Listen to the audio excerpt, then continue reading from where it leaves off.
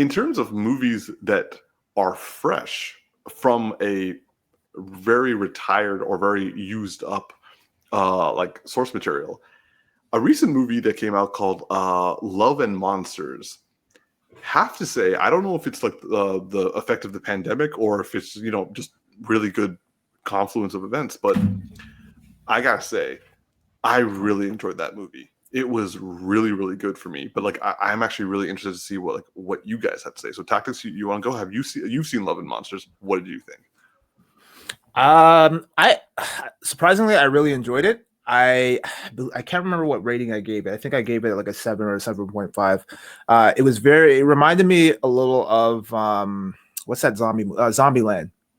Yeah, actually, yeah, that's totally true. Yeah, it had a similar vibe to it, and I did enjoy at least the first one. I did enjoy Zombieland, and yeah, I found it to be a nice, entertaining adventure film. I like Dylan O'Brien in terms of the work that he's done. Surprisingly, he's got a lot of range. He hasn't been in a whole lot of stuff, but I mean, you know, he was really good in Maze Runner. I know Umar, you didn't like that that terrorist movie that he was in, Assassins. with Assassins. Yeah, I liked him for what he did in that movie. I enjoyed the movie. I found it. His acting was good. Yeah, like I found it. I believed in his character.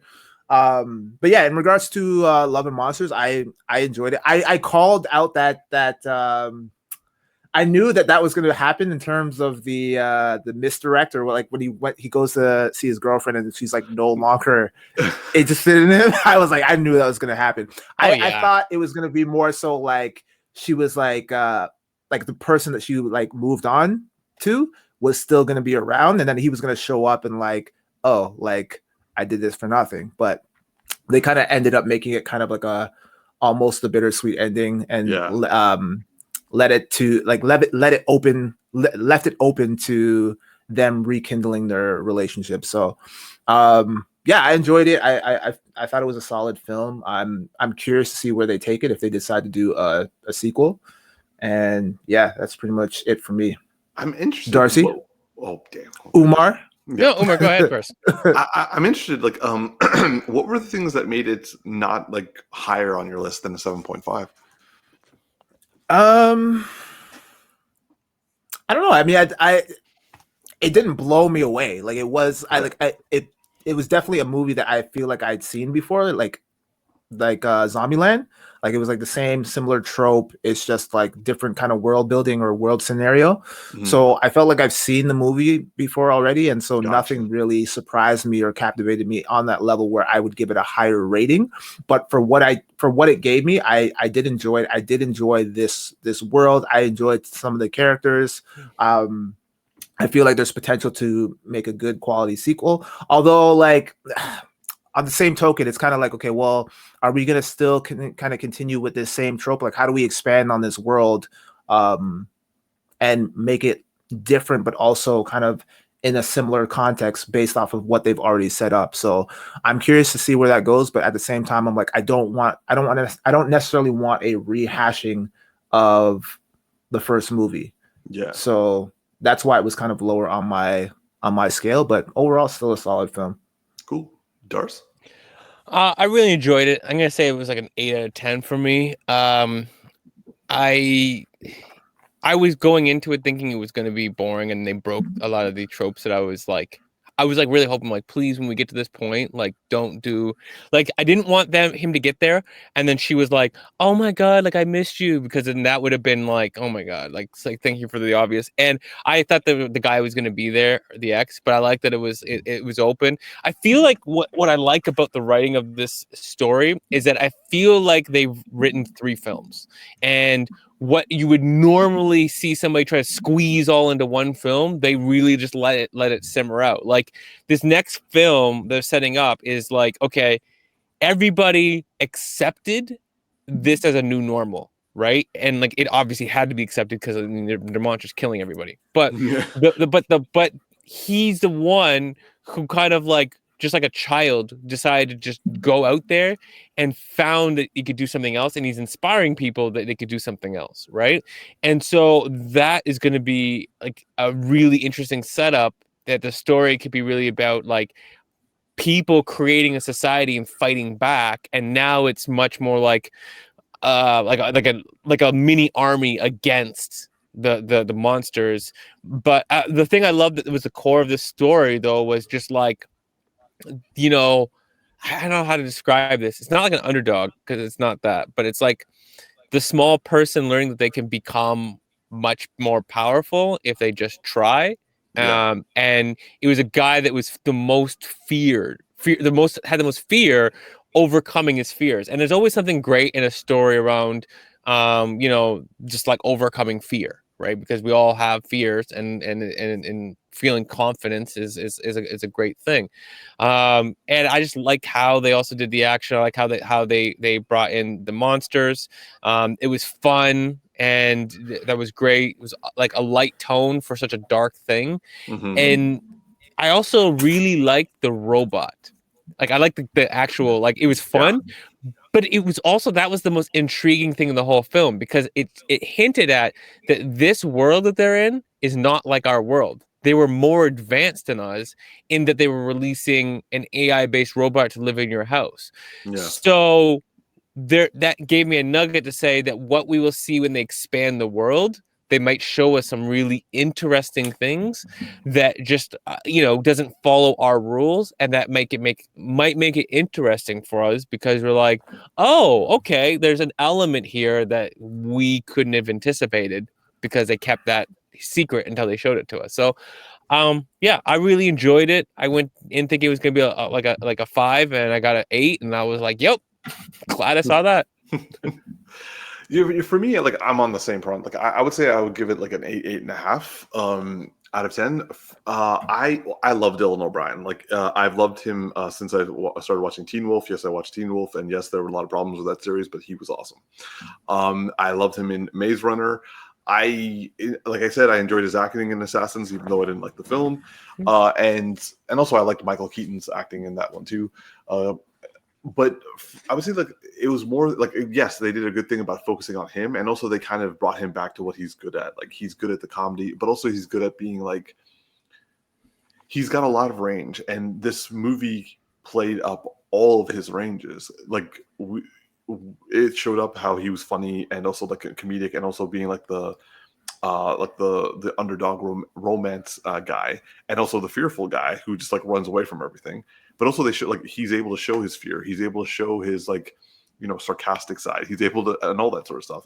And also when you find out the fact that he literally watched his parents die because of the monsters, it makes sense that he is someone who like is fearful. And I gotta say that like this like Darcy, you bring up the robot. That scene with the robot was actually like the most poignant for me, because the robot's able to go on Facebook and show him pictures of his mom and like his dad, like and you know, pictures that would have been like all over our social media is a rarity, and he was able to tap that rarity for just a moment, just after he overcame his fear. And yeah, like I also like I hate no one loves bugs. Well, no, that's not true. There are people who love bugs, but like a lot of people are not big fans of bugs. So I'm fairly certain there are like, quite a few people who watched that movie who were like, yo, centipede, or yo, spider, and shit like that. But I gotta say that I really enjoyed them turning things upside down, saying that he didn't get the girl, or did he? I also love that I also love that him and her both saved each other, and they saved everyone together. It's just that he didn't come there and like save everybody. It's like, no, the two of them worked together to like make that work. She's a badass. She's a badass, and I have a huge crush on Jennifer Henwick. Yeah, I love seeing her come from 100, and she looked way better in this than she did in 100. I mean, they made her try to make her look ugly in 100. She's I thought she was from Iron Fist. She's from Iron Fist. She's not from the 100. Oh, I'm misinterpreting who it is. My bad. The two people look similar. I was thinking it was the remember the one in the 100 who was dating the guy who always did the I'll figure it out 1 second. Cool. But yeah, like 100%. She was from Iron Fist, and like honestly, she was the best thing of Iron Fist. And I'm glad that like the series ended with her becoming the new Iron Fist, because like fuck the other guy. And yeah, so I didn't expect myself to like that movie as much as I did, but I really, really did. And it also really, really effectively played on the whole, like the social isolation we're all feeling, because those guys were all hunkered down and had nowhere else to go. And it's kind of like when we go out to like get groceries, it's kind of like when they're going out to like get supplies. So yeah, Love and Monsters, 8.5 for me, if not an 8. But yeah, solid film, and one that we all really needed right now. Yeah, and just to touch up on what Darcy said, it really plays up on the notion of being motivated by love or fear, like the pleasure or pain principle. Because right in the beginning of the movie, he's very much motivated by, or he's actually hindered by his fear, and then it's love that actually helps him persevere and goes against that fear, and it's what motivates him and gives him the drive along his journey, which is what I really liked. And it was I actually got a flashback to the scene from Jake Gyllenhaal's first movie, or one of his first movies, Donnie Darko, where scene where he's in the classroom and he has to pick either like the love or fear kind of thing. So that part kind of made me laugh, but yeah, I like that element of or that trope of the love or fear and that motivation behind it. And then also, Darcy, when you were talking, you also made me remember one of the scenes near the end where he frees the giant crab, but he has that like emotional connection moment with the crab, and it was like, it made me think, oh, okay, I feel like this is where they could take the second movie, in the sense of like, it's not just humans banding together against the monsters, it's certain monsters that he now can have some sort of a connection with, and he uses some of these monsters to defend them or to protect himself against the more dangerous monsters out there. Because we even had another moment where it was that other snail that showed up or something like that, and then he had to put his shirt on the snail, and the snail just kind of like went off, like, so like it just goes to show that like, even in this world, there are still creatures that are just like, they're not meant or intended to do any harm to anyone. They just kind of want to do their thing. They want to live in, live in peace, right? So I feel like that's a direction where they can take it, which would be interesting. And also, it's nice to kind of show where like not all things that are different are bad. You have to protect yourself, absolutely. Just like they have to protect themselves from us. But like, if you take a moment, just like, and like Michael Rooker said, like you can tell in the eyes, and literally everyone else is like, "What the fuck are you talking about?" But like he finally pays attention to it, and like you said, like he's able to make the connection because you're able to look in the eyes, and if you take a moment, then it's not as bad as you think it's going to be. Although fuck that, I don't want to live in a world where there's like giant centipedes rolling around, man. I'd kill myself. No. Centipedes you got to take out, because clearly those centipedes are fucked up. Yeah, bro. Like I don't. You can't fuck with no centipedes, bro. Yeah, but by the way, the actor I thought it was the one who played a Maury and then married Murphy in the end of 100. Oh, okay. And they're very similar looking, and I just thought it was her at first. And I was like, oh my gosh, that's her without the face tattoo on, right? I didn't realize how similar these two look until I realized how wrong I was. I see what you said. Yeah, right. I can definitely see that. Yeah, that's right. Yeah, absolutely. Yeah, this movie was great. I loved how they were both powerful in this. It was fantastic. Like, it was just and I also think he realized that by the time he got there, he didn't need her for what he thought he needed her for, and he grew. But obviously they're still going to want each other. And well, also he did end it off on a really good kiss, and she's like, "Damn." Yeah, there was like, oh wait, maybe there is something here. Like, that spark from like 7 years ago, maybe that still exists. I did actually really love how when he's going out in the beginning, he's like, "Okay, guys, I'm gonna go," and they're trying to stop him, and I love the fact that his crew actually loved him, even though he was technically useless. And like I remember, like I think it was like the leader who's like, "Man, like you make the food," and like the guy just like looks at him and is like, "It sounded a lot more important in my head when I said it." And I was like, "Yeah, I know." It's like, we need you for what? You make the food. Like, not a strong point here. And he's like, look, man, and then I also like how they like signed his map and he didn't see it until the end, and then he remembered I got to go back for my crew. Basically, the messages from this film were really, really good, and I loved all of it. So like, yeah, I was all in.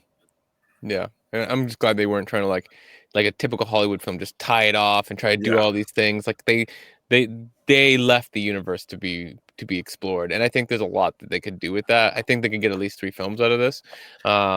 And I don't want to get too carried away with like series and franchises like and sequels. Like it's sometimes good just to have a one-shot story, but at the same time, I hear you, but they set it up. And that end, I immediately wanted a second film, and I just feel like at the pacing that they took, they can't solve anything in the next film. So that's why I feel like you can get 3 films out of it. If it's the second one's about getting people together, and the third one is about solving or creating a new normal, whether that's excluding yourself from the aliens or fixing the problem, or not the aliens, but the monsters.